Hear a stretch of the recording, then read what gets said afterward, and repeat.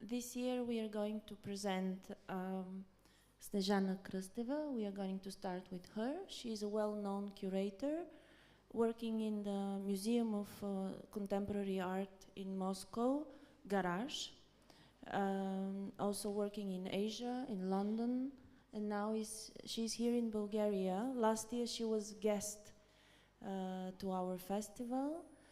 And I have to warn you that all our artists wanted to be with her last year. They were fighting for telling me, Snezhana is coming, Snezhana is coming. So, yes, just to tell you for tonight, maybe she's a good partner to sit next to. I'm blushing. Yes. Also, I just want to tell you that out of curiosity, around 400 people have watched our streaming channel since last year. We are streaming online. Yes, after Snezhana is Kirill Stanoev. He's our photographer. He also has a very interesting career working with the different magazines, also have his own artist projects.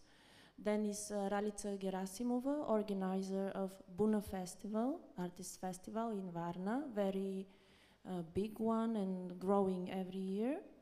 And then we will have a short pause for the coffee and lunch here in the mill.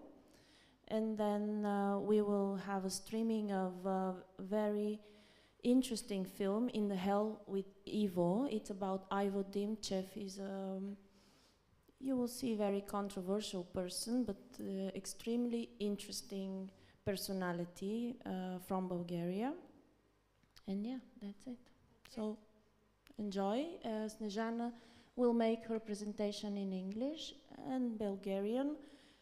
Our curators are invited to speak in English, but some of them feel more comfortable in Bulgaria, so please excuse us for our foreigner guests if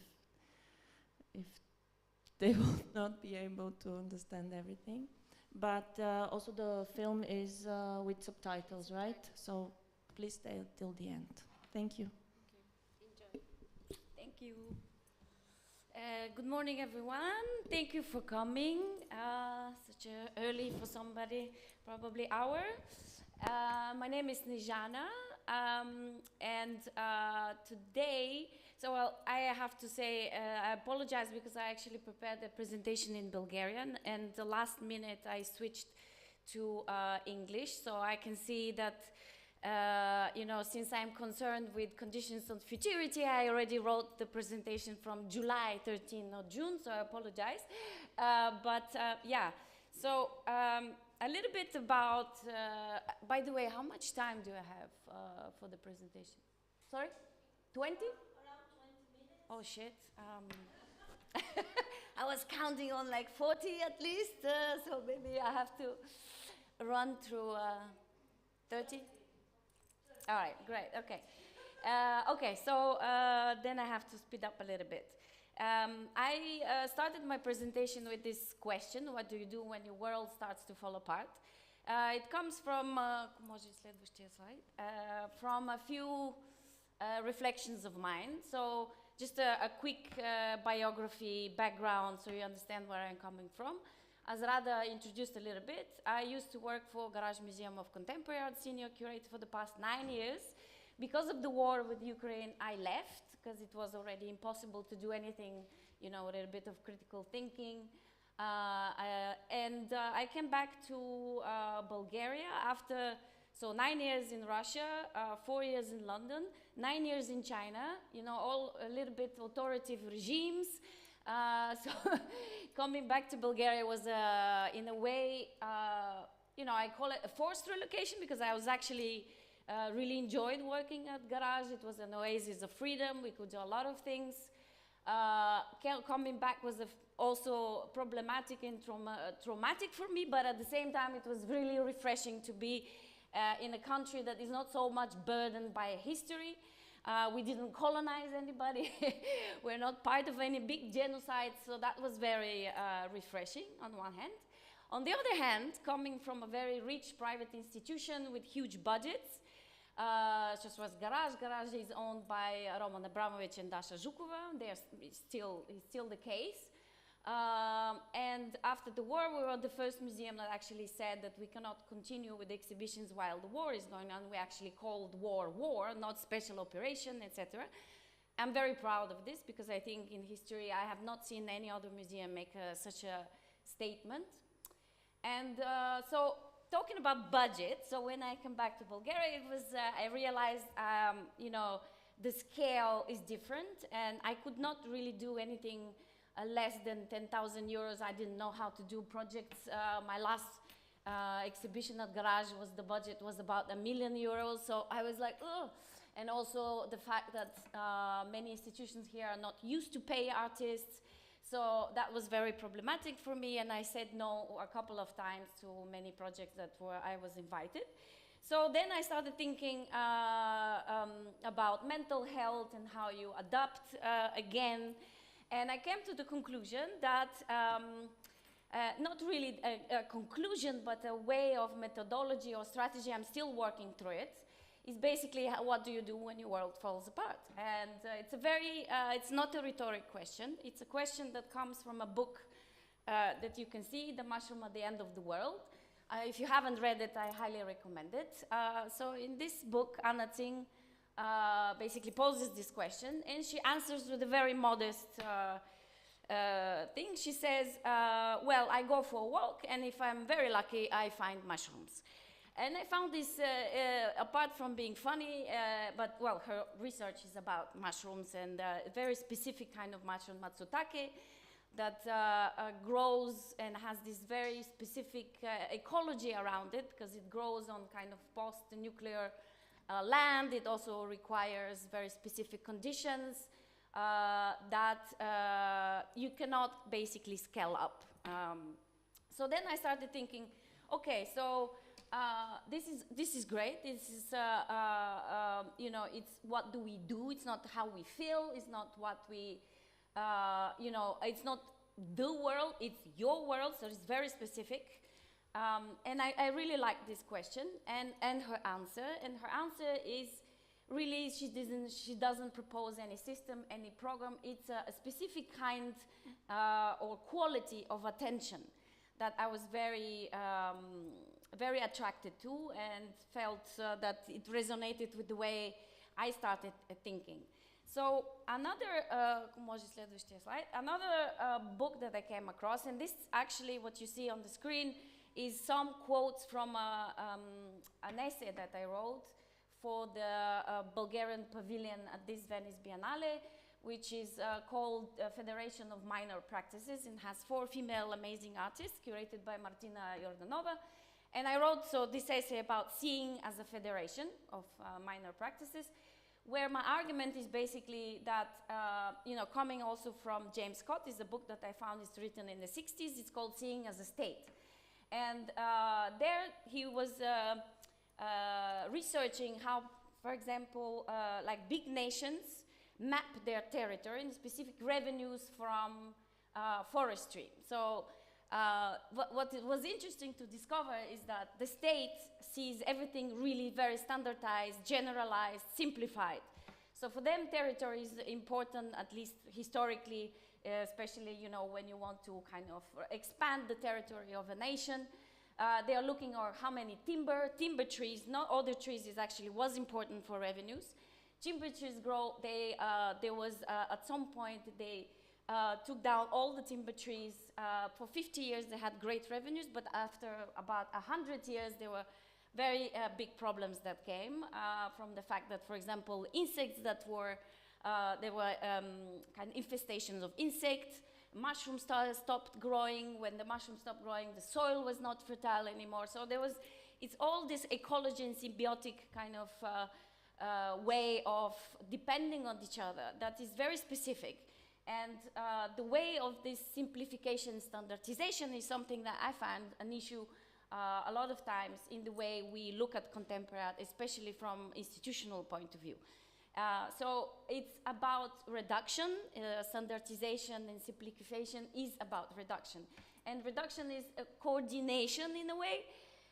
Coordination is not the biggest problem. The problem is what falls out of sight when we start to reduce, when we start to simplify, when we start to standardize. So next slide, please. So I come back to the question, what do you do when your world falls apart? What do I do?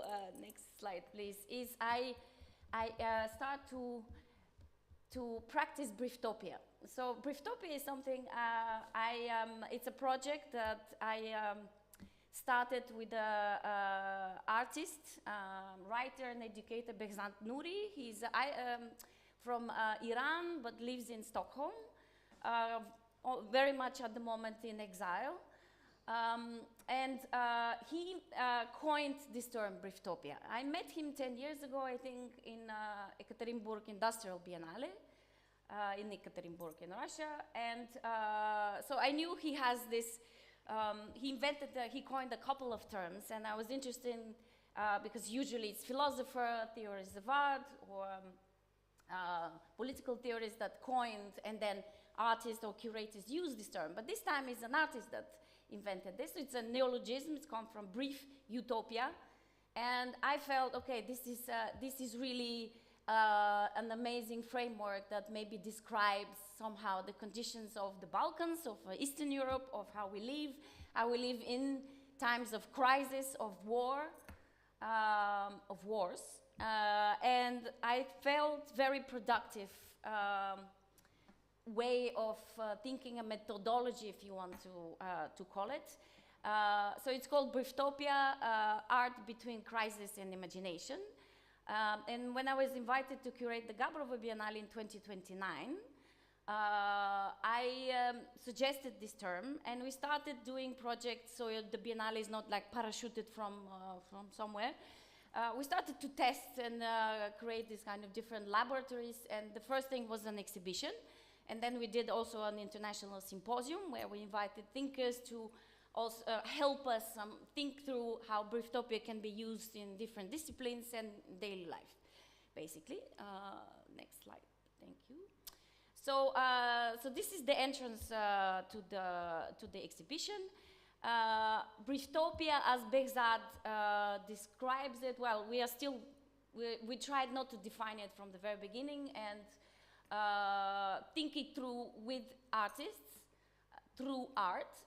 So that was, I think, as a curator, a very important thing to do also, not to impose a very defined concept or term. And when we say experimental, actually, I really mean it. I didn't know the outcomes. This is all completely new productions with 10 artists from abroad and from Bulgaria that did new works. And I found this also a privilege to work as a curator with new commissions and new works.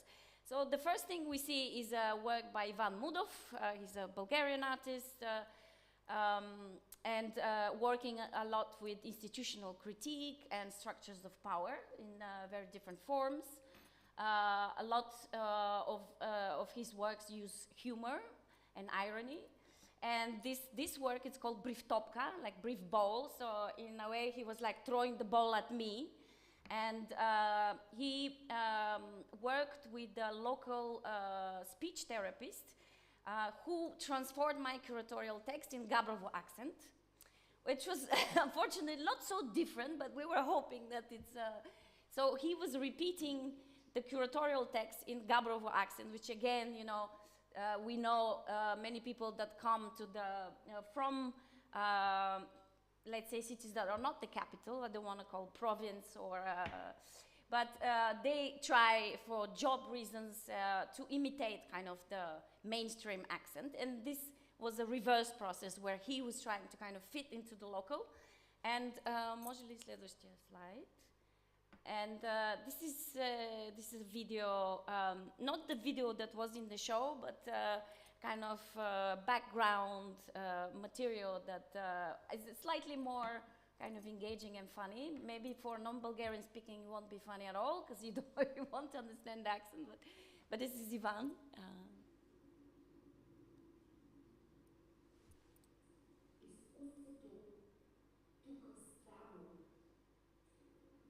Изкуството тук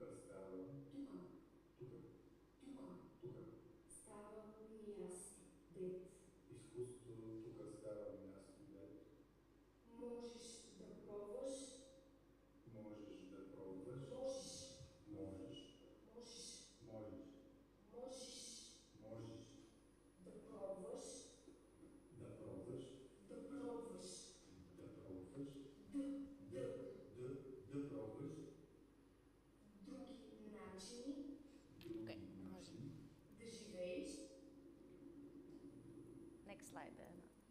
Okay, I think you get the idea.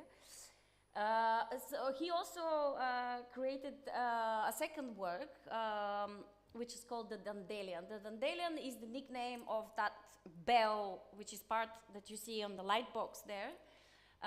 It's part of a monument that sits in front of Moscow Park Hotel in Sofia. It was there since the 1980s. It was a monument that resembled really a dandelion, so it had a white structure around it and a kind of concrete within it where the bell seated. It was made to accompany the international conference or meeting of writers at that time, who largely came from Latin America actually. And the name of the writers are inscribed, engraved in the bell. And the original concept was when you ring the bell, it was somehow, it should be the conscience of the writers kind of awakening, you know? So to keep them alert to tell the truth. And so this monument had a very personal history to Ivan, because he, as a school, part of the high school, he was passing by this monument every day with his classmates, and over the years he saw it completely disintegrate, and this whole structure around it was just quite beautiful. These meridians made of metal, they disappeared. Nobody knew how, why, who took them. And so he was asking, so how come nobody takes care of this monument?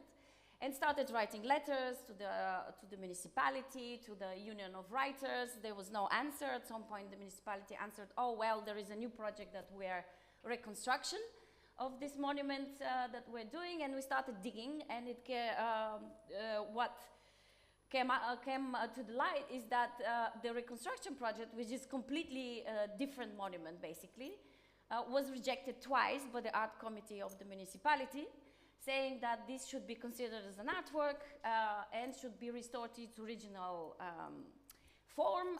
Nobody listened. No, there was no any public discussions around it, and they voted the budget, and now this new monument is erected 50 meters from the old location, because it was also on a private land. How that happened also, no idea. So Ivan wanted to bring attention to how a monument can have a second life in art, how you can recoup basically those meanings in the space of contemporary art. So this kind of meta layers. And the piano that you see next to it was actually a piano that was there in the gallery. We couldn't take it out. So Ivan was like, okay, we should use it. So he implemented a sensor inside of it. The piano usually was closed, where when you read the text accompanying the work, you also hear the me kind of tone of the bell. And also he recorded the sound of the bell, the real one now that still exists. It's quite heavy. Originally we wanted to steal it and bring it to Gabrovo, but that was also quite utopian endeavor. And so the bell rings for 15 minutes. You see the echo somehow in the exhibition hall. Next slide, please. This is a work by Nevena Ekimova. She's from Gabrovo originally, and she works a lot with interactive installations, a lot of times involving textile. For this particular work, she used tin foil. It's also interactive. Visitors are invited to kind of wear these hats. They look a little bit like cloud formations. The idea was that originally the title was Meteo Stations of Brieftopia, and she took this idea of the meteo station, of the weather station, a bit further, and imagining that, you know, also reflecting back on some early sci-fi kind of novels where you would wear this kind of tinfoil hats against like manipulation of the mind.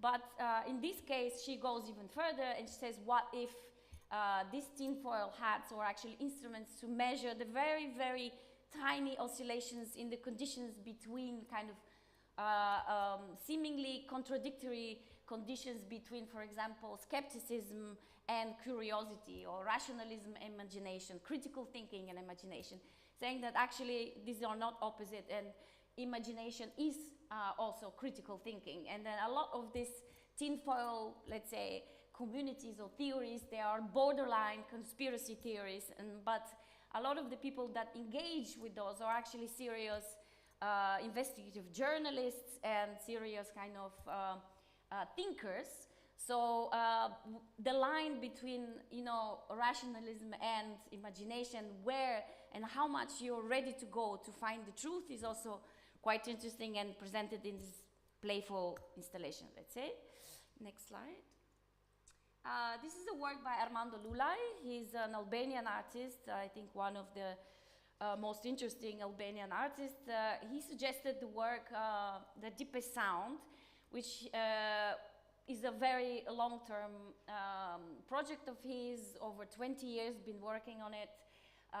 And it was supposed to be kind of a round table and a 16mm film, but he decided that it's the format of 228 photographs of basically flags, national flags that he took from the UN site, were also like super strong image.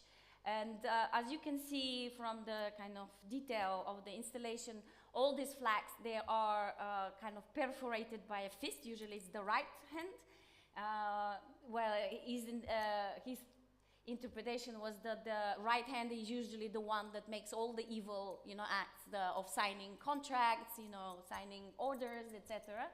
Some flags have like fisted by the left hand, which is also funny. And any flag you take, there is a problem with that. And so they are nationally recognized, well, nationally, kind of internationally recognized, but there are some also that are not really, they are fraction or the opposite parties in some countries.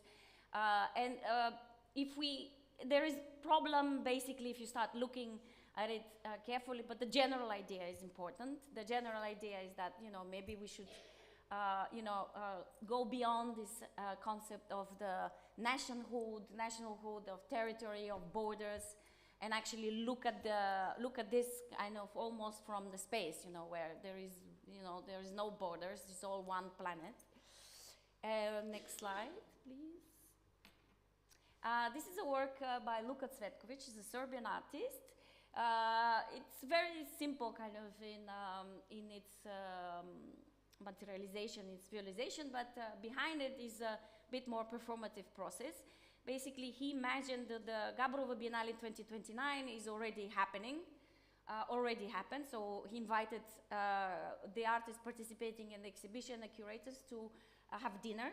And during this dinner, we were invited to make a speech, as if from that, you know, moment in the future, where we are looking back at the past and reflecting on personal, on social, political problems.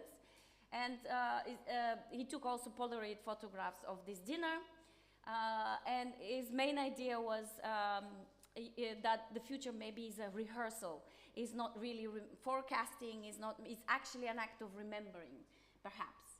And a funny thing is that all these speeches, they range from very poetic to very political, like Armando Lulai wrote a manifest, saying, you know, he offended almost every artist and curator in Albania, etc. It was very funny in that way. But, and to very, next slide please, to very poetic. For example, like Maria Nalbantova, Letter from the Swamp. Maria Nalbantova is one of the artists that represent Bulgarian pavilion at this Venice Biennale. And she works a lot with the specific swamp in Bulgaria. And kind of examining over the years, she's been many times. And so she imagined like, you know, talking from that position.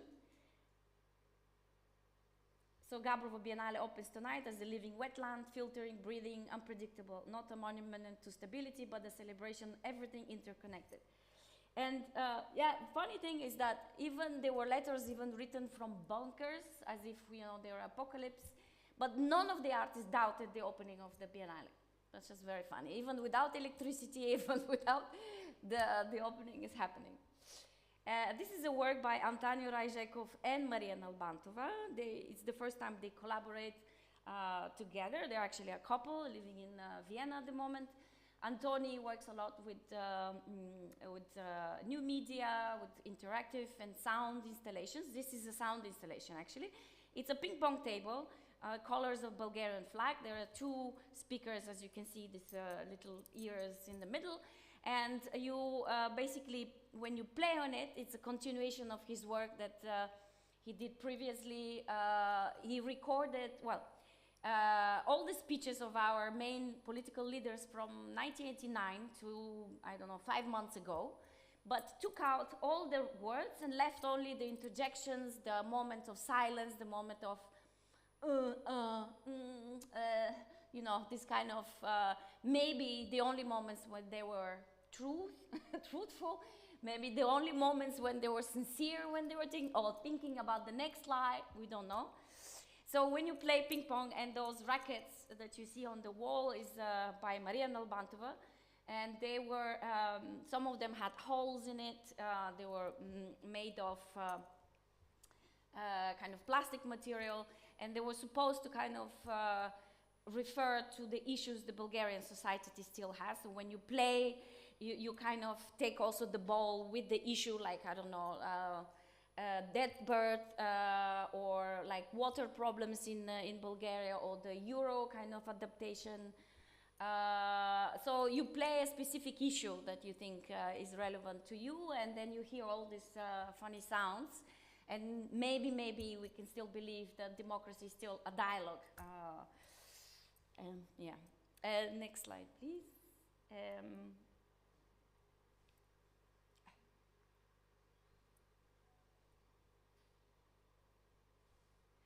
Yes, so this is actually not really a work, it was a teaser by Von de Voin, who will have, actually the exhibition is still on, who will have a workshop on the 27th in Gabrovo, which is called How Do We Organize in Times of Chaos. This was a little teaser that he filmed. He was in India at that time in Kochi Biennale, curating actually a big, huge participation of Bulgarian artists there. And so yeah, so we will have this workshop as a closing, basically, event of the project. I'm really looking forward to it, and it's again, it's working with people yeah, about, you know, collective sort of care, and how we organize our bodies also in the crowd, in protests, etc. Next slide. This was a very beautiful work by Boriana Petkova, a live performance and an installation after that, you know, is during the exhibition is there. We can see it, but we cannot see the live performance. What she did is she was hospitalized 20 years ago, somewhere outside Sofia, for in very strange diagnosis. So she stayed there in a women kind of department, and she realized that she will go completely crazy if she stays there, and hopefully the women that were staying in the rooms told her that the problems she has, they are not for this institution. But what she experienced, she never spoke about it with a therapist, and it was very kind of traumatic. Later on, she went to Spain to a community. She healed, but 20 years after, she wanted to reflect on that, and specifically on kind of women health and how the institutions still in Bulgaria deal with such issues. And it was, I have to say, a very touching, but also highly sad story, because we realized that the domestic violence, you know, issues of women mental health, absolutely still in the Bronze Age here. And it's still kind of misogyny and patriarchy disguised in the language of care. So what happened is that she invited this violinist. She worked with women in Sivlievo, which is 30 minutes from Gabrovo. There is also kind of psychiatric hospital there. So she worked with this woman as a workshop. She asked them to make makeup, to put makeup on her, which is again kind of giving agency to those women. And she also obviously didn't film them, didn't take photographs. She only took photographs of how she looked like after that. She placed the photographs after that on the bed during the exhibition. And for the opening, she invited a local violin player who composed a long track of lullabies. And she then kind of walked through the whole gallery dressed as they dressed her, with high heels. She never wears high heels, so she was like a little bit walking wobbly. She also took a sleeping pill before the performance, so she was already quite dizzy walking through the galleries, and he was playing these lullabies while she was walking. She sat on the bed, and she took another pill, and it took her about 20, 30 minutes. She fell asleep under, this like very gentle lullaby sounds. It was very touching because this is basically this visualization of what institutions do to a woman's body still, kind of sedate you, try to control you even, in your sleep. And this hysterical laughter that we hear there is this video that started playing. Next slide. Yeah.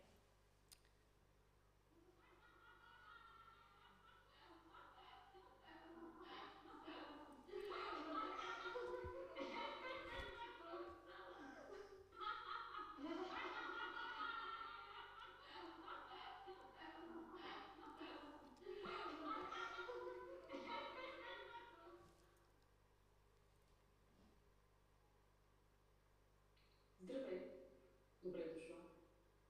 Какво се случва? Защо си тук? При мен обикновено не идват хора без проблеми. Все пак, какво те мотивира да дойдеш? Разбирам. Аз имам друго мнение по въпроса. Той е базиран на опита, който имам. Can you see the subtitles? Съвременният човек днес е Homo nevroticus normalis. Homo nevroticus normalis. Да се върнем на теб. Виждам, че си малко стегната. Особено ето тук тази част. Долната ти челюст сякаш е блокирана. Ти питала ли си мама, дали си скърсала с зъби като малко? Ето така.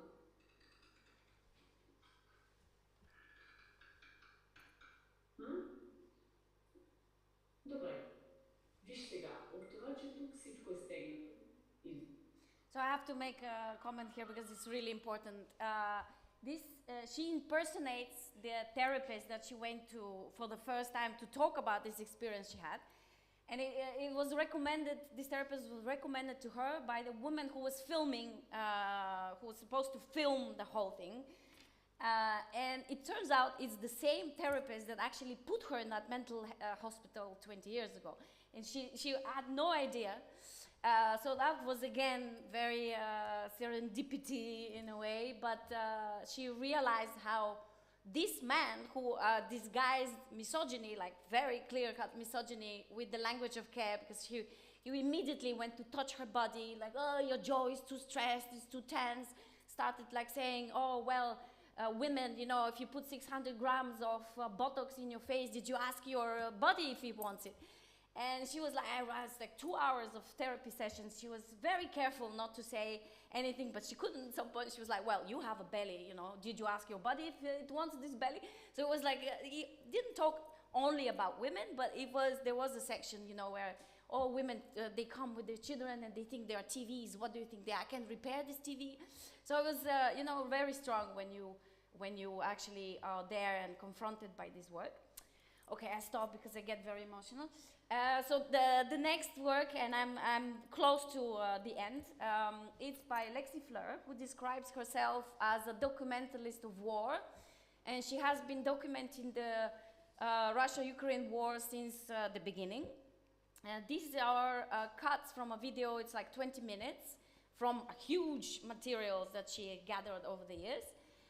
She edited down for this specific project to 20 minutes, and it basically follows Nicole, who is this friend that you see. They're mostly driving, so the whole installation she found like old car seats, so the audience will sit and kind of listen to the video, because this is how she experienced most of the, going through these devastated lands.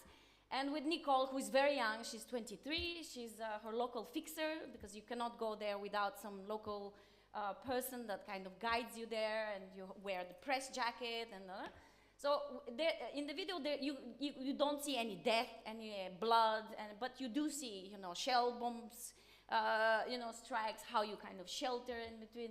And the whole conversation is with this friend of hers that talk every day, how do you deal with war? How do you do when you see all these devastations around you? And humor came out as a, you know, as this tool to cope with this trauma, this kind of daily violence around you. So it was, again, basically the ending of the exhibition with this video. And if I can steal from you 10 more minutes, I would really love to show you a film by Behzat Nouri, who made this specifically for the exhibition and worked through the Museum of Humor and Satire that it organizes the Biennale. It's an amazing museum. I don't think anywhere in the world there is a museum of humor and satire. And as you can imagine, they have a lot of, a huge archive of political kind of illustrations and cartoons, apart from paintings and sculptures. So he walked with the archive and through the museum itself and filmed this beautiful, I think it's 12 minutes film essay. Also, he discovered in the archives this Iranian cartoonist, Kambis Deranbash. The museum didn't know they actually have a treasure. He died recently, but he was one of the most famous illustrators of Iran. Very political. He published a magazine before the revolution, was called Youth from the Future, something like that. Very beautiful title. And we have a theory that, because we found a lot of his works, some of them like collages that you won't find even in Iran. And we have this theory that he sent them to Bulgaria because the Biennale, basically, which runs from 1973 in Gabrovo, in this museum, was done by mail, post. And we don't even know how people got to know about this Biennale. We have no idea. Some of the mail, the works that they sent, they were from private address, not from embassy, not from consulates. We don't know. So, but we have a theory that he sent them to Bulgaria because Bulgaria has a museum of humor and satire, and that this kind of museum, this country that has a museum like that, can be trusted. So he sent most of his works there to be kind of preserved because during the revolution a lot of things were lost. So I will end with that film, and thank you. Just a second. We cannot stream the movie just because we're streaming online now, and I think it's a matter of rights, so we don't have the right. I think this is a more, film has some artistic rights, so maybe we can stream it at the end. So all right. For now, let's. Well, thank you. Yeah. If you have some questions for Snежана, now is the time.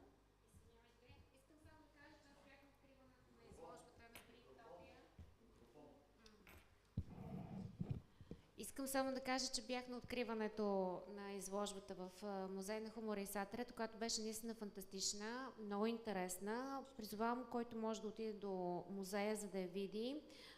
До кога продължава изложбата? До 30 юни. До 30 юни, така че заповядайте. Благодаря ти много, Снежана. Благодаря за поканата. Сега искам да заповяда втория ни лектор. Филма ще го изгледаме след нашата лекторска програма. Снежи. Сега да заповяда нашия втори лектор Кирил Станоев. Заповядай.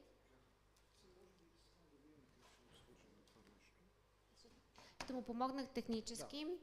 Аз само искам да кажа в началото, че Кирил е фотограф, с който работим и той документира голяма част от нашите дейности последните 2 години, дейностите на фестивал Процес пространство, но той има един много интересен негов личен проект, който е започнал и който се казва Човекът с книга, за който той ще ни разкаже сега след малко, ще ни покаже всъщност какво е правил последната 1 година. Благодаря ти много за това представяне. Така, благодаря на Хриси за това представяне. Нека само да видим дали ще успеем да се свържем тук. Добре. Така.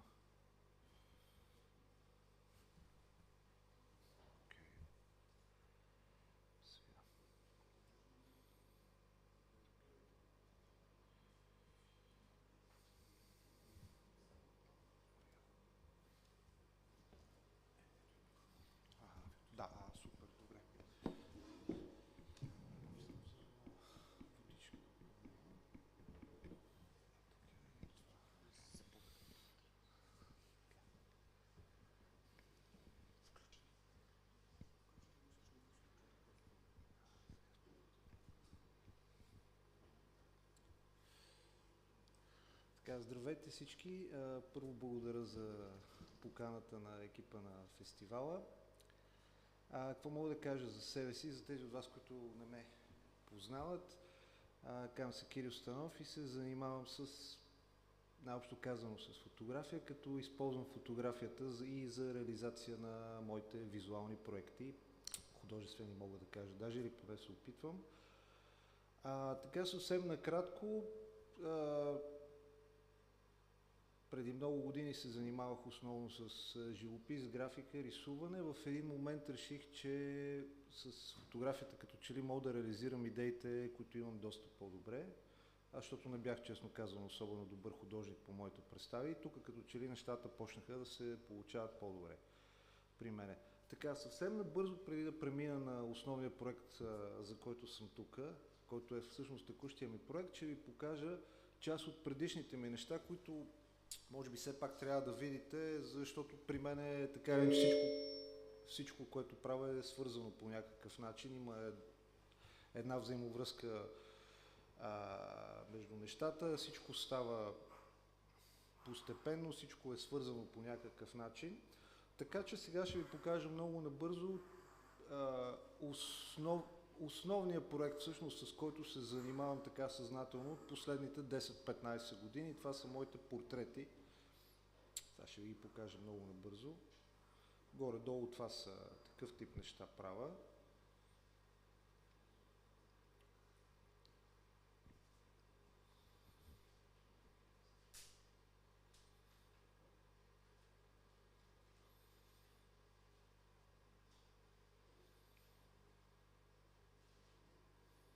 И тук искам само да уточня, може да ми задавате някакви въпроси, ако това, което гледате, ви е интересно или нещо искате да разясня допълнително. Това са неща, които съм заснел само със средствата на фотографията. Тук няма някакъв допълнителен добавяне на някакви неща, изкуствен интелект или от сорта. Нали, тия неща си ги режисирам и те така се случват.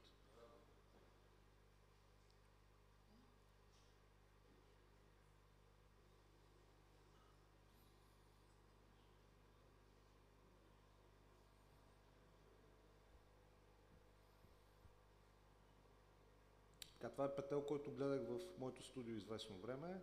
Той си истински не е добавен после.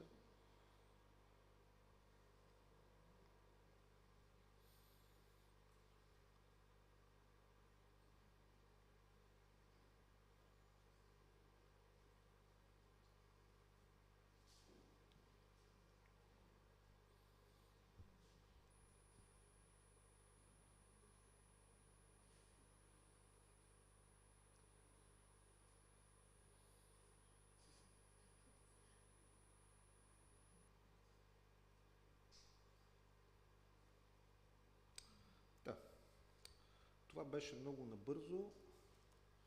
С това, което може би съм известен там, на който съм известен. I want first to excuse for our English guests that we decide to take the presentations in Bulgarian better. But later I'll be available if anyone has any questions. I'll be around so I can explain, and please excuse me one more time for the Bulgarian language of the presentation. Така.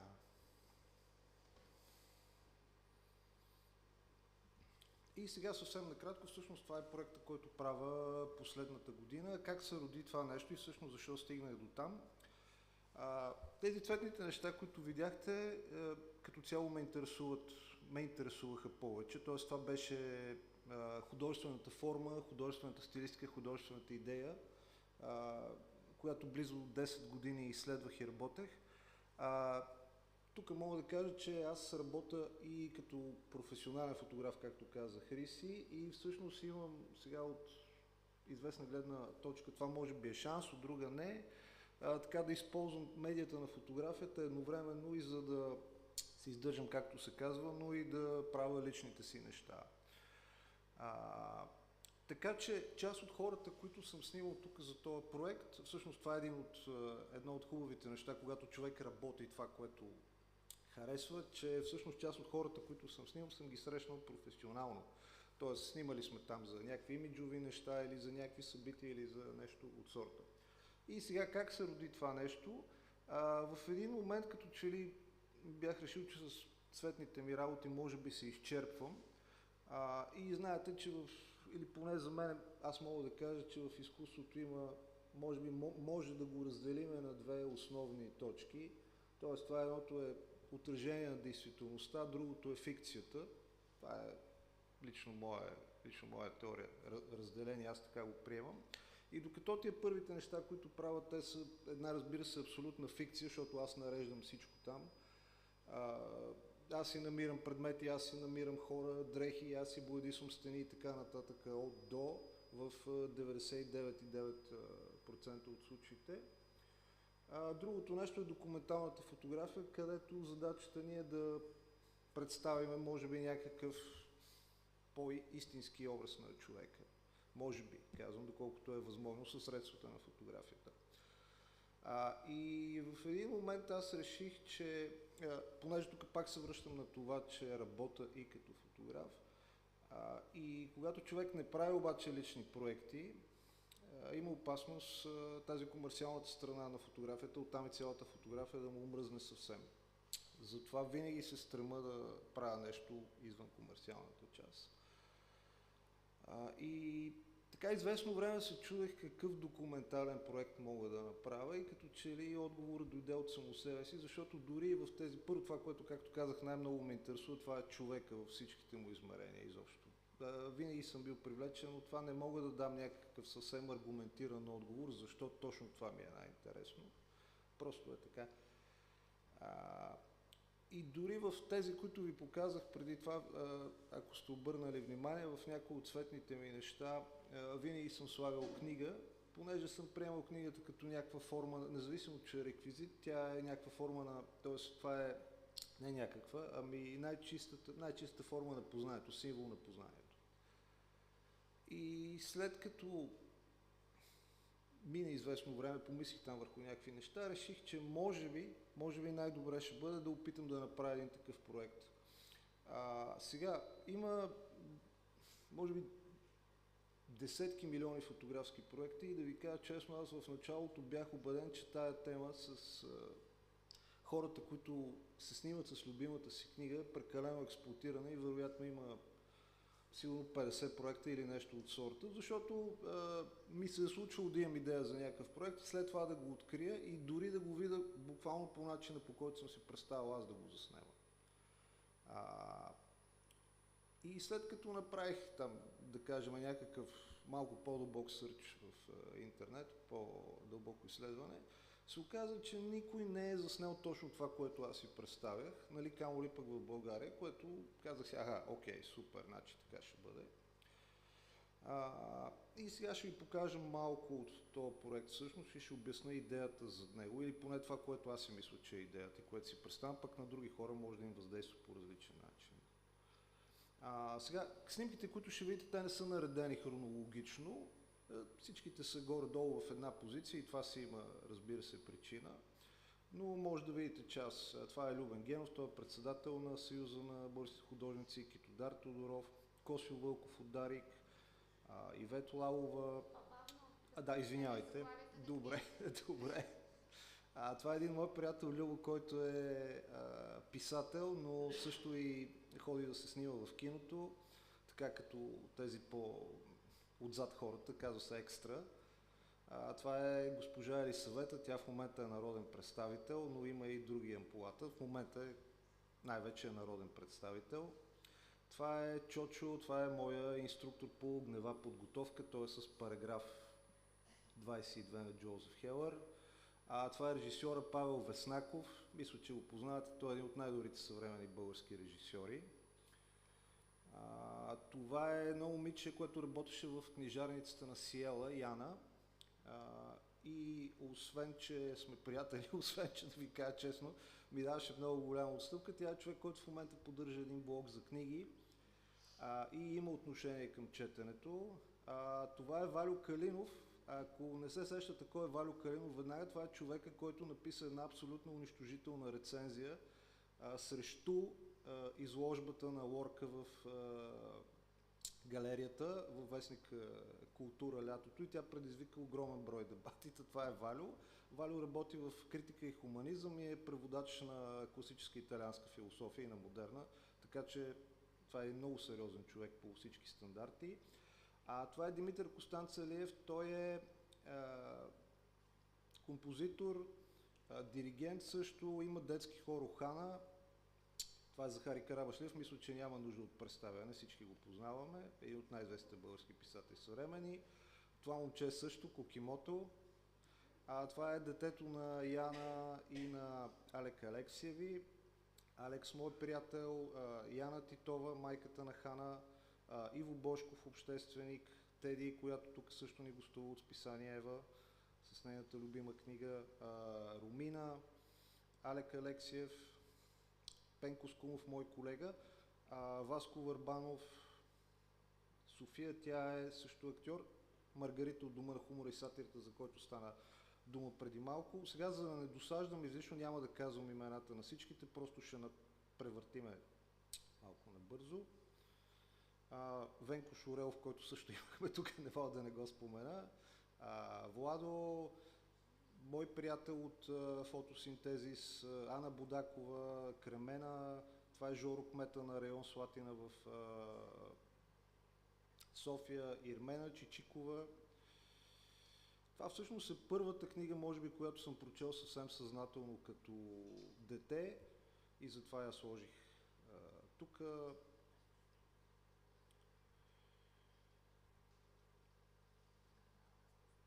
Йоана, това момиче видяхте преди малко там в тези цветните ми неща, там се ме снимал с китника между звездите, но тук е като себе си, разбира се, мой колега Ивайло Петров, Мартин, Лазар Радков, също това е един много достоен мъж, той стане и мъж на годината, но аз съм го снимал преди това.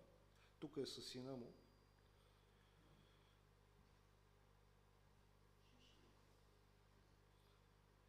Галя Петкова, тя е борец за граждански права, знаете, и както и преди това беше споменато, има още върху какво да се работи по тази тема. Уша е един също много интересен концептуален артист. Тя, не знам, може би е над 70 години, но още работи активно. Тя също използва фотография. Владо е писател, Бойко, Тошко Чапкънов режисьор, Жоро, който е сценарист и водещ в момента в Дарик. Това е един много интересен артист, Кром Багелски, не знам дали го познавате, прави стенописи, особено големи размери, много готин човек, нали, може би някой друг път ще разкажем повече за него. Иван Анджев, писател.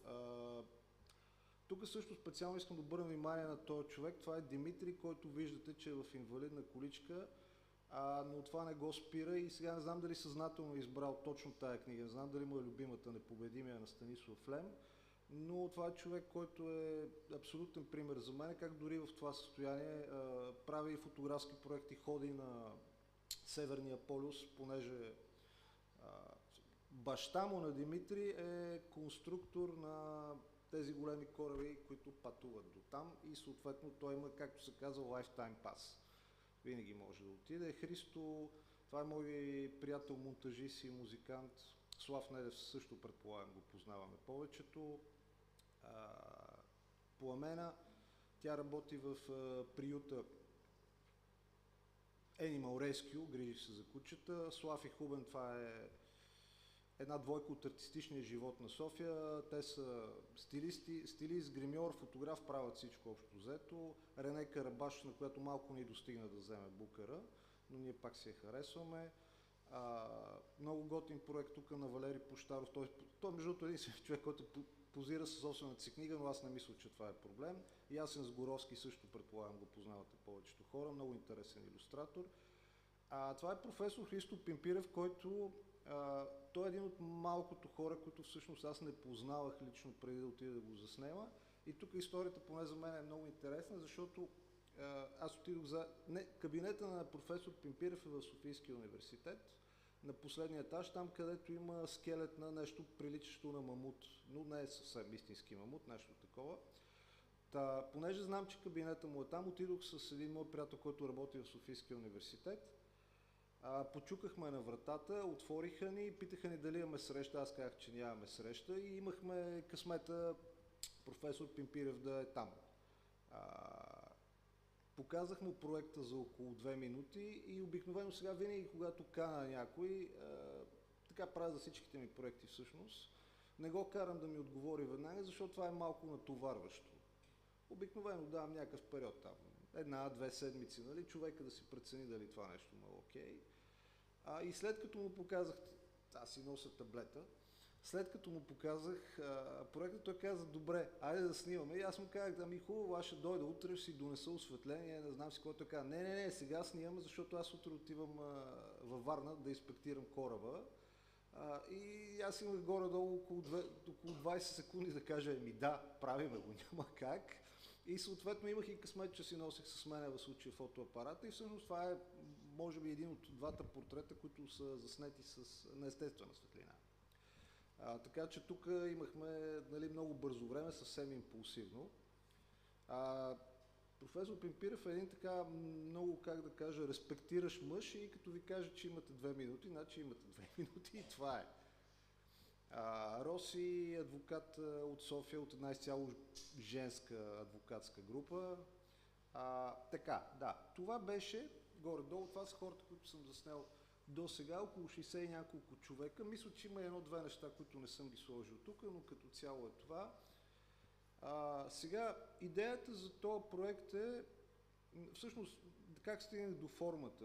Първите хора, които ги снимах, като че ли им беше най-тегаво, защото всъщност пробвах много различни позиции, в които някой може да държи книгата или нещо от сорта, но в един момент стигнах до тая форма, т.е. реших, че всичките трябва да са горе-долу крупно и така, за да бъде най-ясно. И за да има някаква, да го наречеме, да изглежда еднородно, цялото нещо да изглежда част от един проект, защото когато събрах така различни позиции, не изглеждаше много добре, книгата се губеше и така нататък. Тоест това е причината всичките хора да са точно е така и разбира се, това е взаимодействието между лицето и книгата. Сега условието тук е всеки да си донесе любимата книга, което разбира се е малко, как да кажа, първо, ако един човек чете много, той най-вероятно няма любима книга, защото има много интереси, съответно има някои любими автори или някои любими книги и така нататък, но поне една от тия да си донесе. Аз не се мешам, сега никой не ми е донесъл, за щастие, никой не ми е донесъл нещо, което не може да го пуснем после. Сега какви хора кана? За този проект кана, поне сега в началото, с изключение, пак казвам, на професор Пимпирев, с който се запознах там на място всъщност. Кана сега основно хора, които познавам и които смятам, че имат някакво отношение към познанието в генерален смисъл, в общото. Тоест, дори да не са много активни в полето на литературата, например, с другата си дейност допринасят за това нещо. Не мога да ви кажа колко човека още ще снимам. Предполагам, ще се опитам да ги докарам до 100. 100 звучи някакси завършено и репрезентативно, нали, пък има и 100%, попитахме 100 човека и така нататък. Така че за сега поне може би ще ги докарам до 100, пък оттам нататък ще видим. Другото, което е съвсем първоначалната идея за този проект, като че ли включваше хора по-скоро от една област, но реших, че това би било твърде ограничаващо и затова реших всъщност, че по-готино ще бъде, ако щете репрезентативно, така по-интересно да има хора от всякъде, които са обединени от страстта си там или от желанието си или от любовта си да четат и въобще по някакъв начин да се развиват. Тоест, че това е, че всеки може да го прави, ако щете. Тоест, че не е нужно да си задължително, нали, примерно, шеф на СБХ-то, за да четеш, можеш и да правиш някаква друга, не толкова творческа дейност, може да е по-утилитарна, по-практическа и пак може да се случва това. Друго какво мога да кажа за това? Да, сега, и с Ивет Лалова също се запознах така малко задочно по време на снимките, но тя беше супер изпълнителна, беше си донесла даже още една книга, мисля, че така съвсем бързо мина с нея. Така, ако ме питате дали има някакви други критерии, по които каня хората, сега това не е политически проект, но всъщност политическото в него е, че аз каня хора, които не са се превърнали така съвсем в някакви, да кажа, кофти обществени фигури. Защото сега аз познавам и други хора, които четат много и знам, че имат отношение към това нещо, но така лично за мен, нали, мисля, че имам право като автор това да го направя, е да не кана хора с чието обществени изяви и обществено поведение и въобще имидж не съм съгласен. Защото не искам това, нали, искам да има едно по-такова усещане спрямо моите виждания за нещата, така да кажа. И поне за сега се надявам, че поне към този момент мога да кажа с чиста съвест, че не съм поканил хора, които за мен не отговарят на тия критерии. Павел беше първият човек, който изобщо заснех за това нещо. След това имаше някаква пауза от няколко месеца. И след това, сега това ще го кажа, понеже предполагам, че всеки от нас, който има някакви проекти, в някакъв момент стига там до някакво ниво, когато се чудите от този проект, дали има смисъл, дали трябва да се занимавате с него и така нататък. И всъщност при мен е момента, в който пак възобнових този проект, зимата на миналата година, беше много странен, защото се случи в едно място, което е може би обратното на това, което може да се каже вдъхновяващо. Беше в софийския хотел Маринела и то в възможно най-емблематичната за моментното му състояние зала. Тоест там, където има най-много златно, най-много орнаменти и такива неща. Тоест обратното на художественото.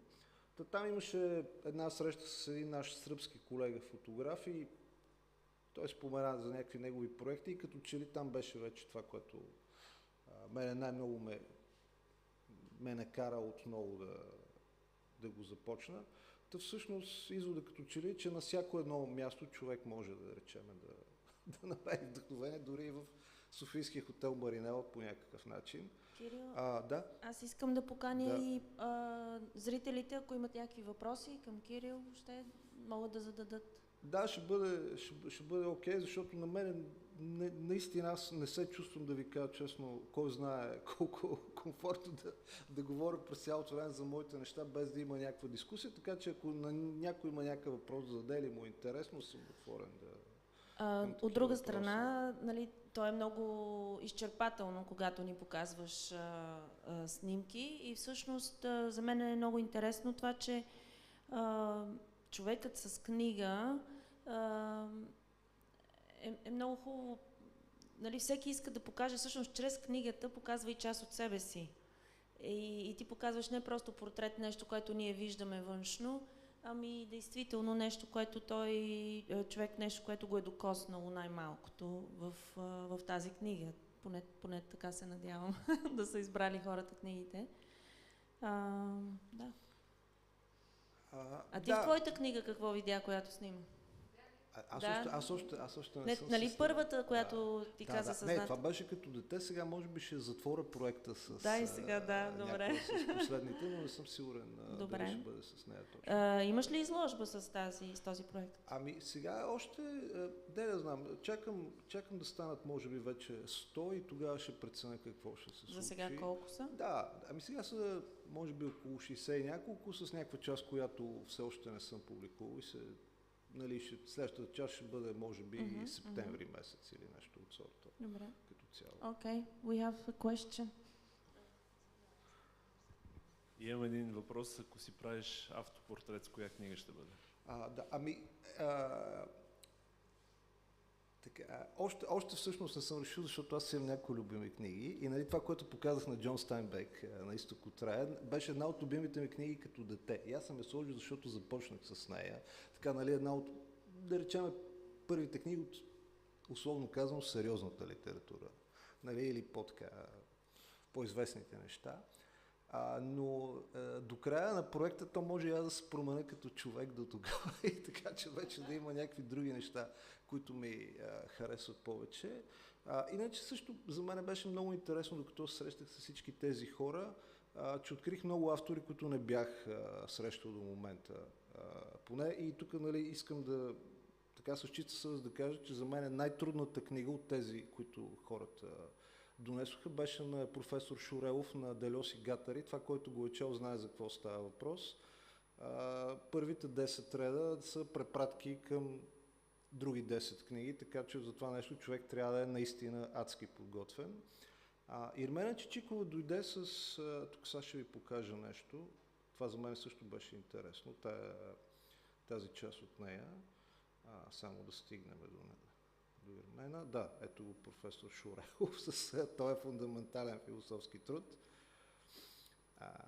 Така, сега, това е едно издание на Алиса и всъщност се оказа, че Ирмена Чичикова, това не е тайна, нали? Това е общо, обаче аз не го знаех, колекционира издания на Алиса и има примерно 60 издания или нещо от сорта, с различни илюстрации на различни езици и така нататък. Така че, нали, за мен това беше много, много интересно въобще като опит. Тук имаме една книга, която когато снимах не беше издадена. Това са дневниците на вокалиста на Alice in Chains. Това е Пепи Хереков, който работи в Евроспорт, но е основно като спортен журналист, но освен това е и страшен фен на тази сиатълска вълна и те направиха тук всичко възможно, заедно с няколко негови съмишленици, да издадат на български тая автобиография на вокалиста на Alice in Chains. Така, тук сега, примерно, ще ви покажа... Да, нека се върна да кажем на Владо. Владо имаше, между другото, изключителна емоционална връзка с книгата, която донесе.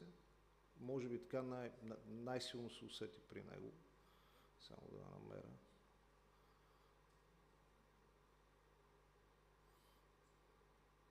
Да, и Васко Върбанов също ми каза, това е автобиографията на Челини, че е била много, това е книга, която е било много трудно да се намери тук 90-те години.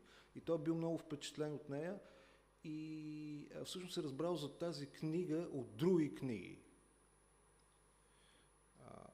Я да видим къде беше Владо.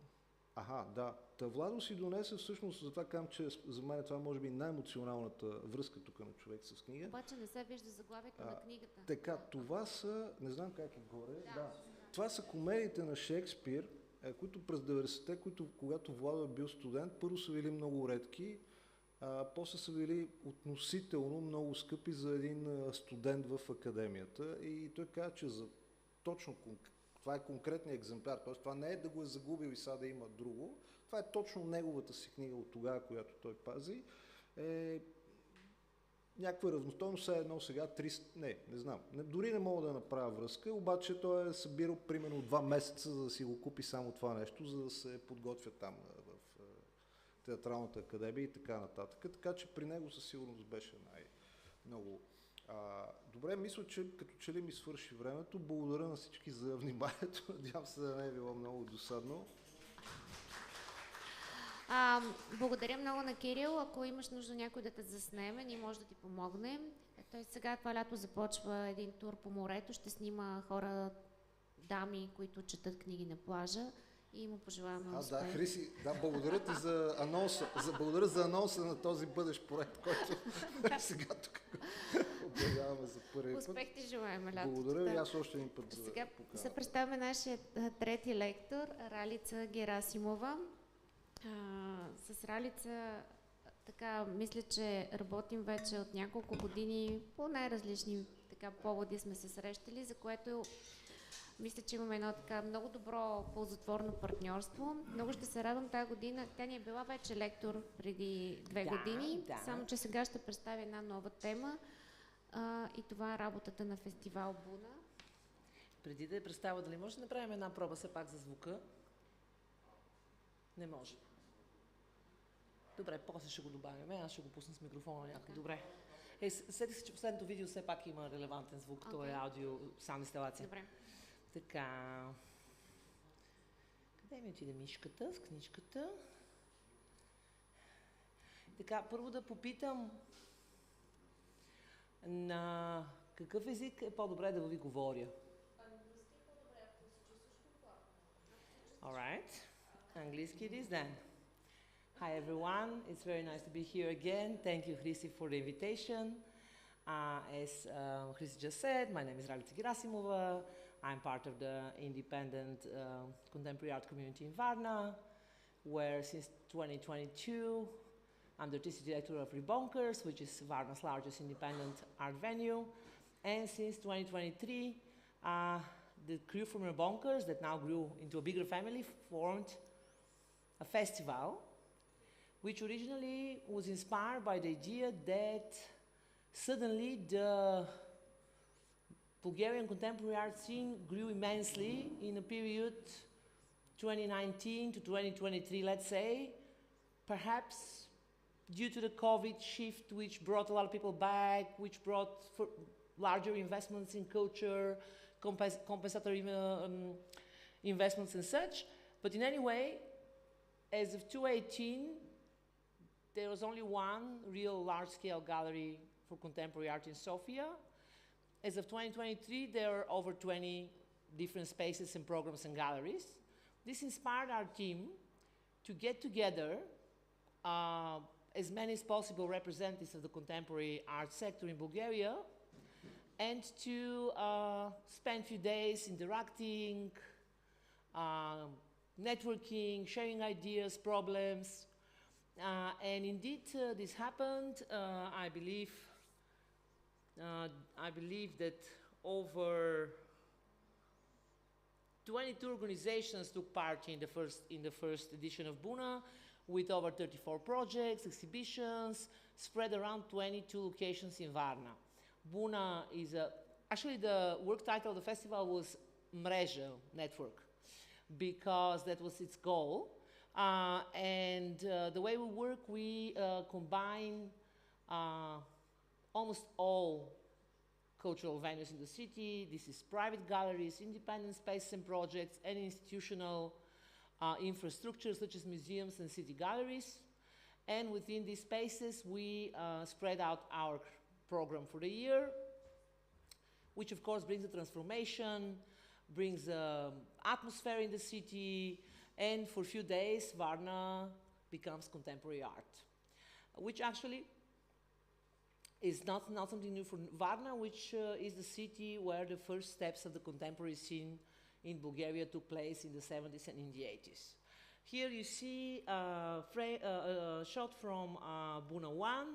This is a project by the Vaceva-Brezunek Foundation, which is the foundation of Martina Vaceva and Mitch Brezunek, Plovdiv-based artists, very linked to development of the contemporary scene there, amazing artists. This is an exhibition they organized with their artist collective.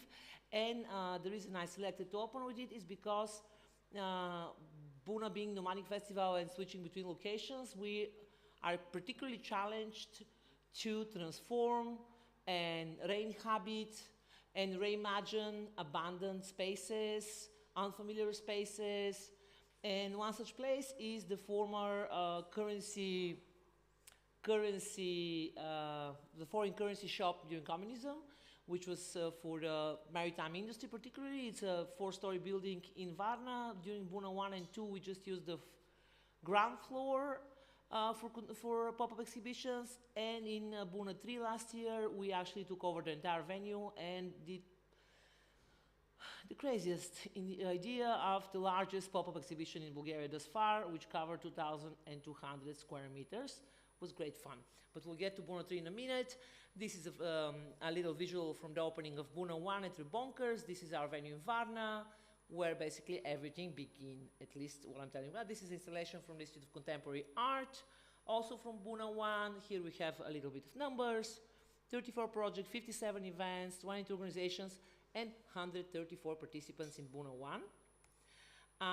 Here, while I tell you a little bit about the festival, we're going to see a video of the performance of Iska Prodanova and Slovena Petkova, both Varna-based artists.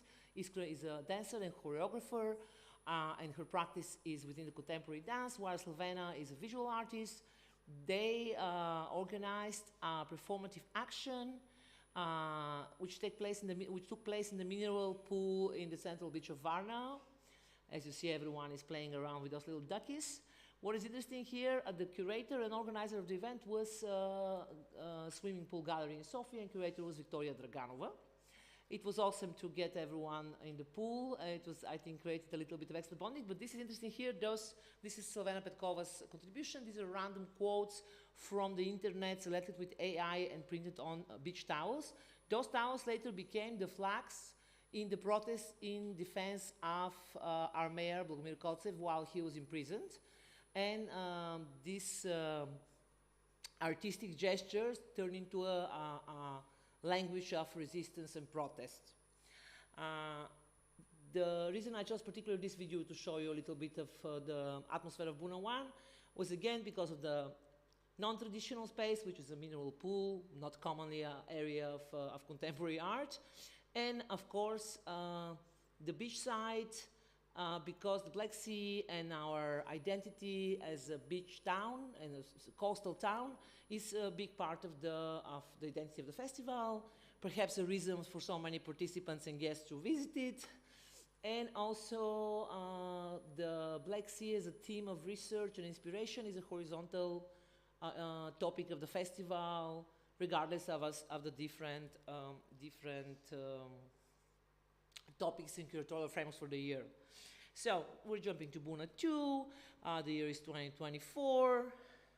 Again, in the spring, Buna 2 gathered, you can see the numbers, a little bit more, 188 participants from 12 countries, and a program with 67 projects spread in even broader network of location, 27. I believe this year there was not a single cultural point in Varna that was not included in a roster. Here you see a little picture from Bonkers with Boriana Petkova performing. This was the curatorial exhibition for Buna 2, curated by Irina Batkova, who also gave the topic of the entire festival, Nature of Relations, and was another exploration into the connectivity of organizations, individual artists, and professionals into one momentary field of interaction. Buna 2 introduced another practice. We started inviting a second curator in the curatorial team. For Buna 2, this was Alexander Volchev, who particularly curated a series of urban interventions. One such intervention you see here. This is Stelis from Simeon Simyonov. It was a great fun carrying around these 4-meter blocks around Varna. But the installation and realization of a contemporary art festival, as our hosts here very well know, is a fun job. Another cool urban intervention was touched by Bogomil Ivanov and Ilyana Grigorova, where they had people, we had similar performance here last year by Voin. This is a little bit earlier. Bogomil and Ilyana invited people to lie in the sun on those textiles that are soaked in cyanotype, so the sun printed their shapes. After that, everyone goes to wash themselves in the sea, and in the end, we had a big installation of those human-sized practically flags. It was absolutely beautiful. Here's again transformation. For Buna 2, we took another big pop-up, which was a 6-story historical building in the creative district of Varna Talana. And you can see here in the picture, this is the same room before and after. So basically, a lot of our work in this transformation is connected to construction work, cleaning, and other fun activities. But without them, we cannot create these temporary spaces. This is another shot from, again, the first floor of this big venue that we inhabited last year. I started with a picture from there from Buna 1. This is from the exhibition Buna 2. This was an exhibition entirely of contemporary artists from Varna or based in Varna. It was interesting because we gathered almost 22. It was a pretty cool example. This is to wrap up Buna 2. This is a little video which encompasses everything from the festival, which we use for promotion of the 3rd edition of the festival. And you can see very well the diverse atmospheres, ambiences, and objects and spaces that were involved in the preparation of the festival. With Buna 2, we did something different by extending the festival with another week, thus creating not one big festival weekend, but two. And this affected a lot the number of visitors, the overall engagement, and that's why for Buna 4, we're going to have a whole month of exhibition, but more about this later. Here is a little wrap-up of Buna 3. This is last year. We're coming to the present. Last year, Buna took place in the fall. We switched a little bit our period of activity for various reasons. The topic was Discovery and Otherness in the era of 5.0, a very postmodern, philosophical theme created by art theorist and curator Carolina Orihuero from France. She is a senior expert in the Ministry of Culture in the section of visual arts and a chairman of the Association of Visual Art Museums in France. This is Buna 3 in numbers. You can see more or less the number of participants, artworks, outreach, etc., etc. We're happy to see that the family grows every year, so as well as the program and its outreach to the world. Another look at our transformative efforts. This is again this building I mentioned a number of times, which doesn't really have a name right now. We call it DOSEV because there's an old sign from business that once was there. Hopefully its new incarnation will have some formal title that we can use. So here again you see the exact spots before and after our work with them. And yes, you can see that really the power of art to transform is no joke. We really like to collect our shared screen stories because it really gives a very good picture of the wide variety of reactions and relationships people form with the festival. So these are our most sentimental collections, but I won't go into this. Starting Buna 2, we initiated festival awards at the end of the event. First year we had a jury with members Margarita Dorovska, Victoria Draganova, Katrin Zinger from Zinger Zakaria Foundation, and Renee Georgieva. And for Buna 3, these were, you're going to see them in a minute, I'm going to play a little video. 5 jury members. Internationally, these were Zdenka Barovinec from Slovenia, Anna Frangovska from North Macedonia, and on Bulgarian side, Kalin Serapionov, Vladia Mikhailova, and Alexander Vilchev, who I mentioned earlier is a curator of the urban interventions of Buna 2, so he kind of engages more and more in the festival every year. You can see last year who got the awards. We don't have much time, otherwise I had prepared little videos to show you the actual awarded artworks, but I'll show you just one. And this is this was the artist that was awarded the first Balkan Prize for Contemporary Art, a wonderful initiative by our partners from Zinger Zakaria Foundation, who are seeking to raise more visibility and attention toward the Balkan region as an artistic field, and are now for this year the second award will be presented during Buna again. In fact, we have a jury member in the audience. This was Snezhana Krsteva who just started this today's panel. So it's very funny how we're all connected in our little contemporary art family. Wait, I have to switch screens to play the video.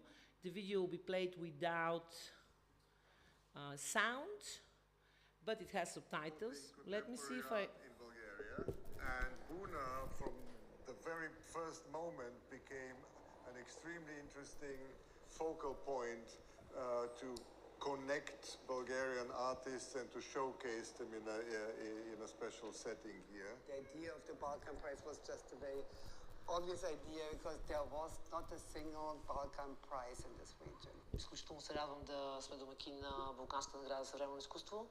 Нейното първа инаугурация е в територията на нашия прекрасен фестивал. It's very important to discuss the Balkan as a region, to try to find the commonalities, although this is not easy. Задачата е много по-сериозна, защото тази оценка включва и балкански колеги, художници заради Балканската награда, която е учредена от фондация Зингер Захариев. It's a very important manifestation, very important to be for me in the Balkans, and the Balkans have to are more, of course, well known, but I think we are all in the same kind of same boat or same archipelagos.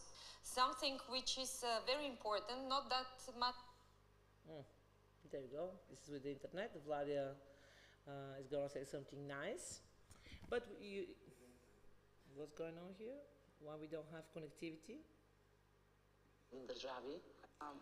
Let's see at least the artwork that was awarded. And then we're going to skip from there with the video components. I don't know what's the problem. Sensitive thing to show, and I honestly... This is, by the way, I'm going to give it a second to load because it's online. This is, in fact, the first winner of the Balkan Prize. This is Raina Teneva. She's a Bulgarian artist based in Vienna. And she's also part of the group representing Bulgaria this year at the Venice Biennale with the wonderful Bulgarian pavilion curated by Martina Yurdanova. So I really hope to show you Raina's work for a second because it worked very well. I don't know what happened now. We might not be so lucky. Well, maybe we can add the video later to the recording so at least it can be seen online. I will continue with my presentation because I don't think we're going to see. What if we reload here? What's going to happen? There you go. There you go. No? Okay. And I honestly, I was a bit hesitant because it's a sensitive thing to show in such a wide forum. Майка ми напуска България началото на 2000-та година и работи дълго време в различни хотели и клиники за рехабилитация и се грижи за много дълго време за други хора, нямайки възможност да се грижи за мен и за брат ми. Една част от работата показва нейната малка колекция. Тя е събирала през 20-те години, в които е живяла в Германия, поздравителни благодарствени картички, които са писани от нейните клиенти за нея, които са били по-скоро транспортно средство за прилагане на бакшиш, но много често са проводени с някакъв малък текст, който понякога е много тривиален, понякога е много личен. И аз мисля, че за нея тези неща имат огромна стойност, някакъв вид признание. А за мен бяха... Аз виждах там времето, в което тя не била с нас, е била с някакви други хора и се грижила за някакви други хора, не за нас. Радвам се от собствено име, от името на всички останали хора, които работят или са от този регион, за това, че има награда, която подкрепя изкуство от Балканите. Two special mentions. Nemanja Nikolić for the work The Plot. Немanja Николич за работата Плот от Сърбия, който, за съжаление, не е тази вечер тук.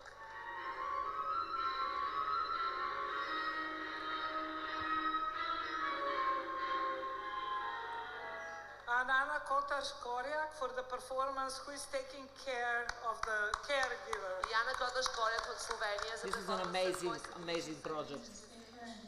It was very hard, in fact, to judge whom to award. Network within the industry, be a role model in the workplace, and handle work-related stress.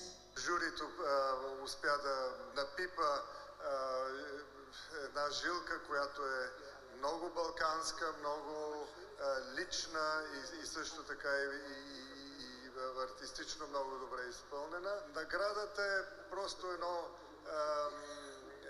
изявление на нашето желание да обединим балканските народи, там където политиката ги разделя, изкуството ги събира.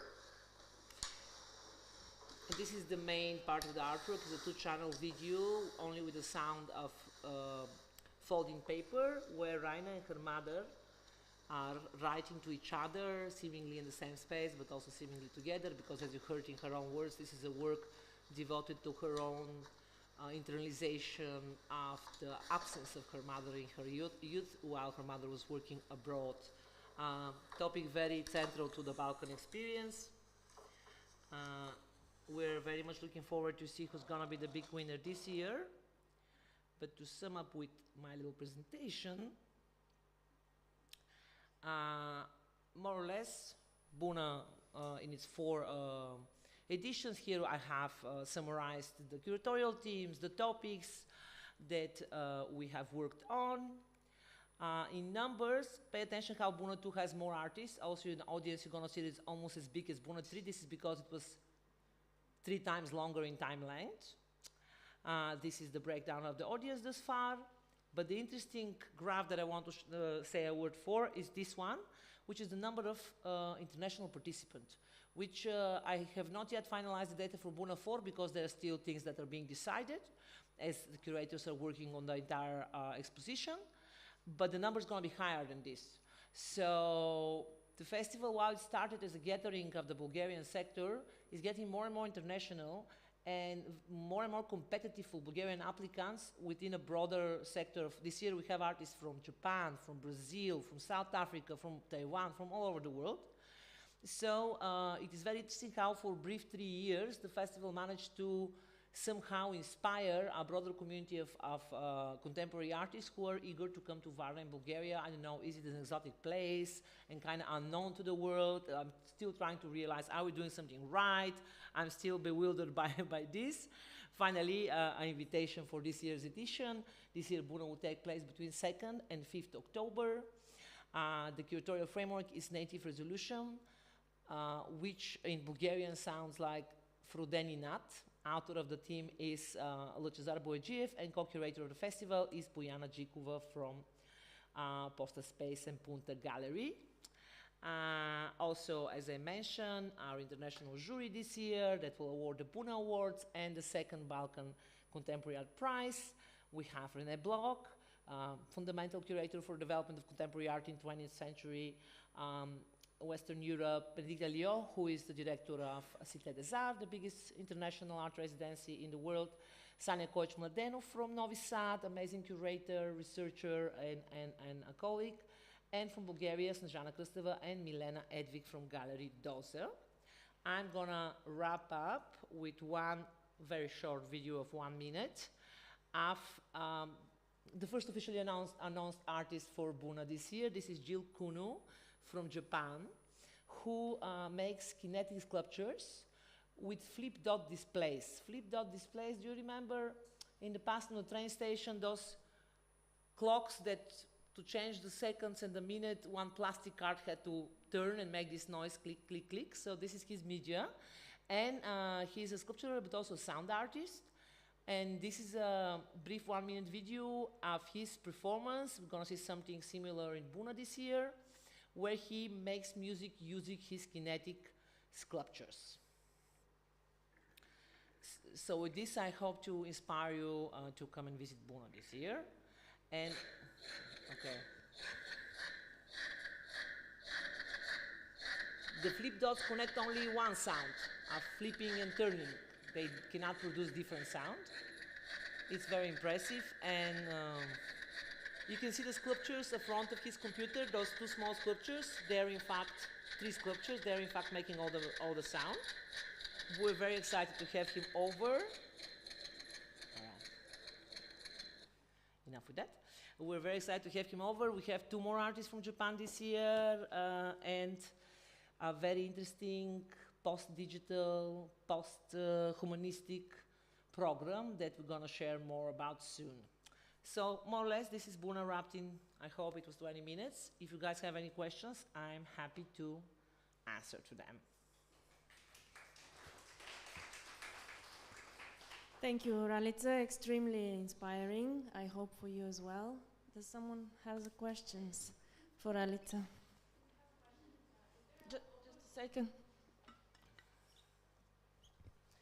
Hi, is there an open call to apply to Buna Festival, or is it just by invitation? The festival, thank you for this question. The festival combines invitation and open call entries. This year, the open call took place in March. Almost 200 artists applied. And also, among them, we selected our nominees for the finalist selection of the Balkan Prize. Of these 298 artists, if I'm not mistaken, of them, about 80 have been pre-selected, and we're now working to make sure we can realize and position all artworks. And also, both Lcezar Bojaev and Bojan Jikova have arranged their invitations. So again, we're looking at about 150 artists. Open calls will always be in the spring. This year we managed to do it much earlier than usual, almost 8 months before the festival. Next year, again, it's going to be in March, the open call. So follow Buna in the spring to be able to apply. I also was very interested to see the numbers. Yeah, Maria is coming. And I hope also not only your audience, but also your budget is growing. This is very important, of course. We all hope that. Maria? Thank you. I wanted to ask, how would you translate the word Buna in English? Oh. I usually in my presentation intended to show abroad. I usually have a picture with a drawing of the tetrapods from Buna. Let me show you. Let me show you. Or I can tell you, okay. It's gonna take too much going through my folders on the big screen, so who knows. Buna is tidebreaker, is the concrete tidebreakers that go in the sea, but this is just the second meaning of the word. And that's why we chose this name for the festival. Because the first meaning of the word in Bulgarian, even though it's less used and it's kind of older form, is a female form of the verb rebellion. She rebels, she riots. And our team is almost all composed of women. We don't have gender diversity in the team, not by our desire. I guess just women are more willing to do this type of crazy transformations. And that's why we chose this place, which is very Varnian, because in Varna, the actual bunas, the concrete tidebreakers, are also geographical and cultural spot. In Varna, you say, let's go and have a beer on second buna, let's go and meet on first buna, let's go see the moon on third buna. These are actual very Varnian places. And also they're charged with protest. And as we say, because tidebreakers break the waves and change the coast. Thank you for this question. We were discussing this during the festival, what Buna means actually. Sorry, is a Serbian... Ona se buni. On se buni and Ona it's se like buni. pobuni. Ona se buni, kod nas je ona se buni. Perfect, perfect. Благодаря, Ралица. Да. Благодаря, Ралица, много за презентацията. Сега имаме кратка почивка. Now we have a short break. Around, how long, Chrissy? Around 10 minutes. Please take a coffee and then we continue. Are we going to stop the streaming?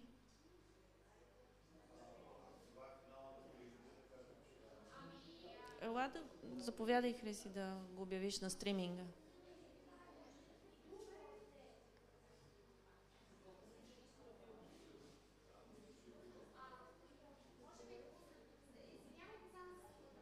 I'm sorry, just for 5 seconds. Maybe we can just have the video from Kristina Nikova. It's just 9 minutes. And after that, we can have the movie Inherited Evil, because we have to finish our streaming. Yeah. One moment, yes.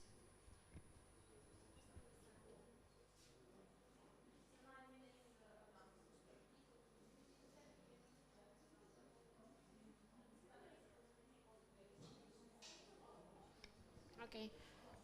Да.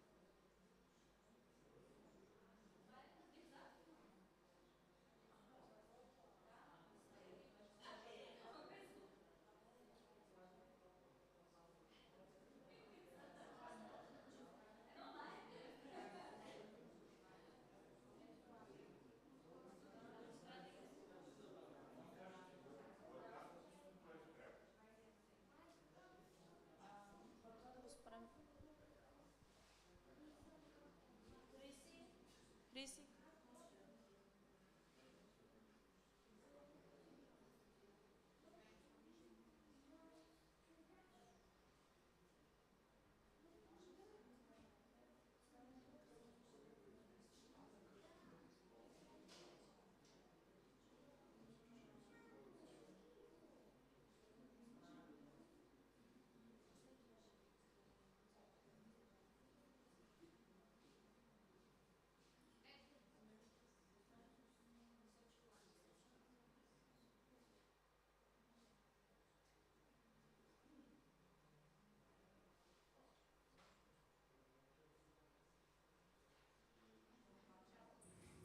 Здравейте, аз съм режисьорката на филма Това да си Иво. Ако Иво беше тук, той ще така.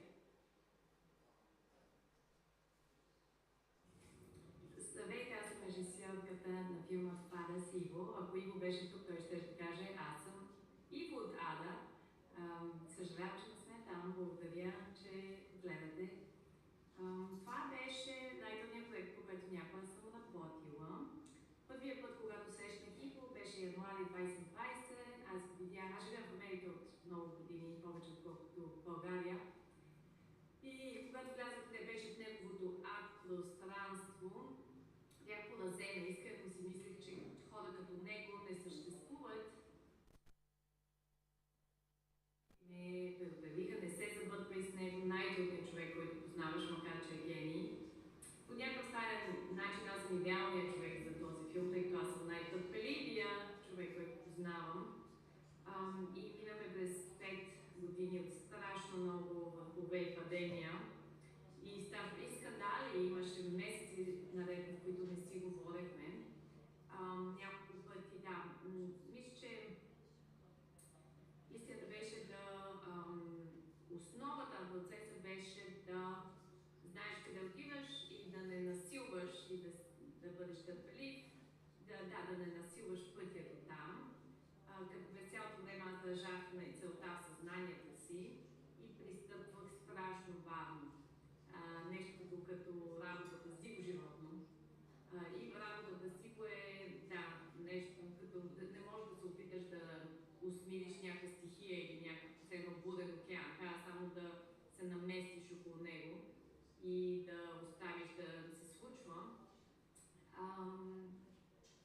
Значи, кога филма започнахме, в началото на пандемията, аз го видях онлайн, че започва домашни концерти, така наречените карантина концерти. Аз се бях в Канерика тогава с цялото ми семейство и се криехме и дезинфекцирахме почтата преди да отворим и се държахме по обратния начин, по който той правеше. Той беше свободен и силен и не се притесняваше от вируса, макар че той има HIV позитивен и до някъде имунната му система е по-компрометирана.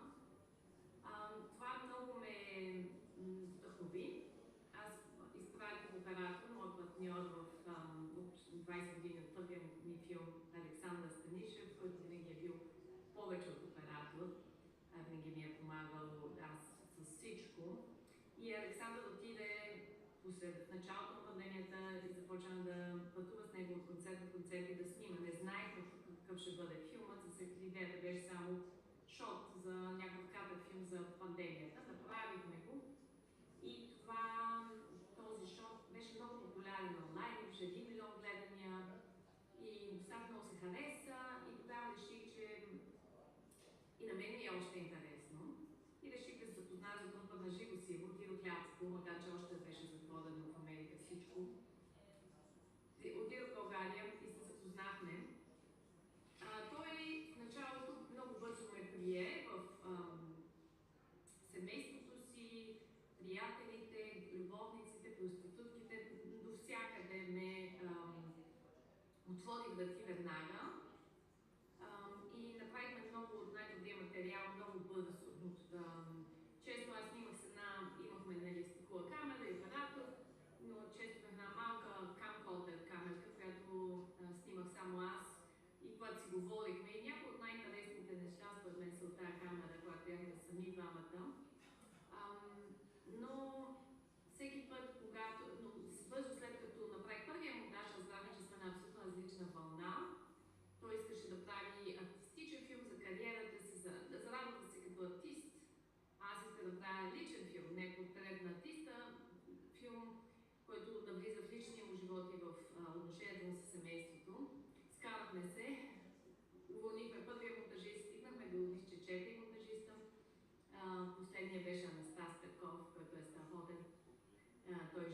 Париж и работи също с... В момента съм лейбъл, но от много време. И значи, когато разбрахме, че правим различни филми, не си говорихме известно време и след това започнахме да се опитаме да се натъкмим и да направим компромис. Той не ме помоли, той ми каза, трябва да включиш театралната ми работа. Аз помолих да включа родителите и започна едно като малко, може би някакъв вид спор, кое е най-важно за филма и компромис. Аз включих малко театрална работа, той ме разреши да включа родителите и започваме един друг да разбираме защо е важно това за другия. Много научих от него. А и аз минавах тогава по много сложен в личен план много сложен период и ми беше много тежка ситуация с мъжа ми, който беше в болница няколко години и това да мога да отида на концерт на Иво, даже с всичките ни карания ми беше някакъв вид терапия и на мен и вдъхновение. Да, Иво не можеш да го режисираш в традиционния смисъл, просто трябва да дадеш пространство и той ще изпълни това, като водата, ще намери собствената си форма. И се очакваше, да, търпение, доброта и пълна липса на его. Трите ми най-добри качества са това, така че наистина не мога да се представя друг човек, който може да направи този филм. Много от идеите, най-хубавите идеи са негови и аз нямах никакъв проблем с това. Също така, да, единственият, може би, отговор беше времето, отне много време за документални филми. Това е нормално, но не повече, отколкото мисля, че доста документални филми. Аз винаги нося, когато се срещнахме камера с мен, много често снимах, въпреки че знаех, че това няма да влезе във филма. Иво обича да има камера около себе си и винаги измисля драматични ситуации. Успява да... Той много бързо научи какво е всъщност документален филм и кои са нещата, които трябва, за да стане интересно. И естествено е наясно с камерата и наясно с гледните точки, как да даде това, което ми трябва, без да е изиграно. Абсолютно беше, оставяше да влизам без да ми дава някакви маски. Даваше ми маски много често, но и често ме пускаше, мисля, по-навътре. Да, за какво се сещам от този процес е, че... Тук си имам бележки. Помня, може би, една от първите ни снимки всъщност, може би беше всеки ден, в който се познавахме лично, ме заведе при семейството си. И на път за там аз го попитах, като интервюирам баща ти, има ли някаква тема, за която не мога да го питам. От респект се опитах да създам някаква граница. И той каза, естествено, не го питай за това, че съм гей. Аз знаех, че го е бил много като дете и че това не е нещо, за което говорят. И реших, естествено, да направя това, което ми се струваше вярно. И не го питах, когато бяхме сами с бащата. На дъжд не качвам се в колата и го пълк нещо, което ме пита, поглежда ми казва и какво каза той да го пита. И аз бях в шок, нали, каза да не го питам и той какво ти ще ме слушаш ли? И тогава да знах, че това е било някакъв тест, нали, кой ще бъде на кормилото. И аз се бях доверила на този първи тест и мисля, че отне много време да се натъкмим и да му върна вярата в това, че мога да се справя въобще с него като човек и като артист. Да, научих, че е много трудно да се прави документален филм за жив артист, който е гений и който прави самият автобиографични представления и цялата му работа автобиографична.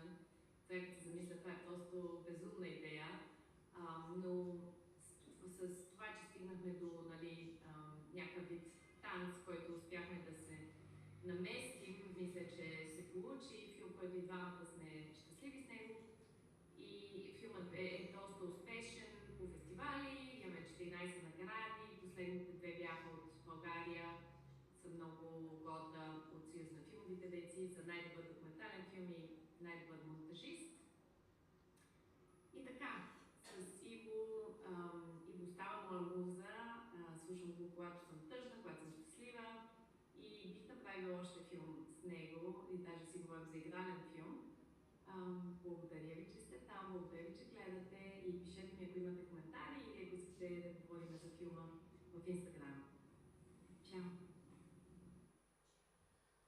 Това беше нашето интернет обращение, което ни изпрати Кристина Николова. Както разбрахте, тя живее в Щатите, не може да присъства, но пък самият филм в Ада с Иво има Инстаграм страница, на което, ако имате някои въпроси, наистина може да ги запишете, да ги изпратите, те ще ви отговорят с удоволствие. Сега благодаря на на публиката, която е онлайн и ни гледа. Ще прекъснем нашия стриминг, но вие винаги може да ни намерите по нашите социални мрежи и да ни пишете. Благодаря много.